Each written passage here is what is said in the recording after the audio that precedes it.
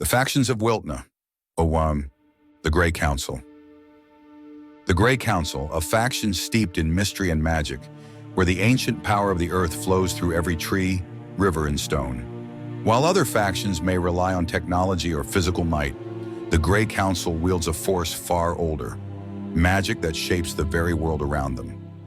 They are the keepers of ancient knowledge, the guardians of secrets that most will never understand. The flag of the Grey Council, green and silver, symbolizes their connection to the natural and the arcane. Green for the life that pulses through the earth, and silver for the moonlight that illuminates the path of their wisdom. The intricate symbols on the flag represent the Council's deep ties to the natural world and their mastery of the mystical forces that govern it. Nestled to the north of the continent, the Grey Council's lands are a wild, untamed place.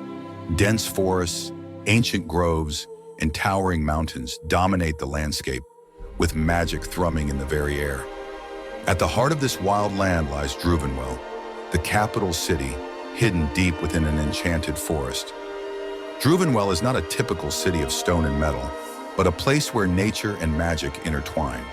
Trees as old as time form the walls, and the natural world serves as both home and sanctuary to the Council's druids, mages, and occultists.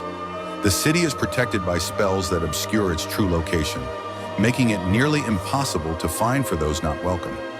The Grey Council is not an empire built on politics or conquest. Instead, their influence spreads through knowledge and magic. Most factions in Wiltnah have at least one druid or mage from the Grey Council serving in their courts as a magical advisor. These advisors provide wisdom, guide rulers in matters of the arcane, and in some cases, subtly steer the course of history. In this way, the Council extends its reach far beyond its own borders, influencing the balance of power across the entire continent. At the heart of the Council's power are the mana crystals that are mined from their lands. These crystals, shimmering with raw magical energy, are highly sought after by other factions, particularly the Trask Commonwealth, whose entire society is powered by these crystals. But to the Grey Council, mana is more than just a resource. It is a sacred force that binds all life together. The Council's druids and mages are deeply protective of how these crystals are used, seeing any misuse as a desecration of nature itself. Relations. The Trask Commonwealth is both a vital trading partner and a source of constant tension.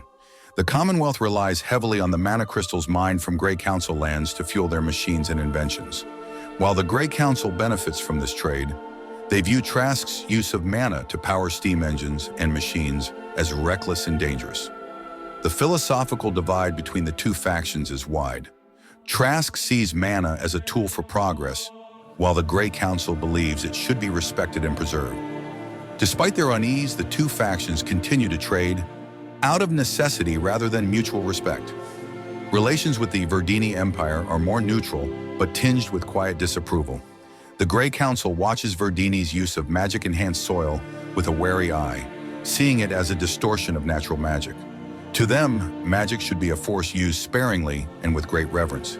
The Council believes Verdini's practices disturb the balance of nature, though they have yet to act on this belief, maintaining a fragile peace. The Roberts Federation, with its focus on commerce and control, is another faction that the Grey Council keeps a careful watch over. While the Federation relies less on magic than some other factions, the presence of Roberts markets within Council territory is a necessary but uncomfortable reality. Trade flows between them, but the Council is cautious of allowing too much influence from a faction that places value on profit over the sacred. Despite these uneasy relationships, the Grey Council's influence is undeniable. Their druids and mages, placed in courts across the continent, ensure that the Council's wisdom and magic are never far from the centers of power. In times of great crisis, it is said that even the most skeptical rulers turn to the Grey Council for guidance. For in the end, the Council holds the key to the ancient forces that shape the world. In the lands of the Grey Council, magic is not a tool. It is life itself. Every tree, every stone, every gust of wind carries the weight of centuries-old spells, and the druids who walk these lands know that their duty is to protect that magic at all costs. To them, the future of Wiltnah depends not on machines or armies, but on the careful balance of nature and the magic that sustains it.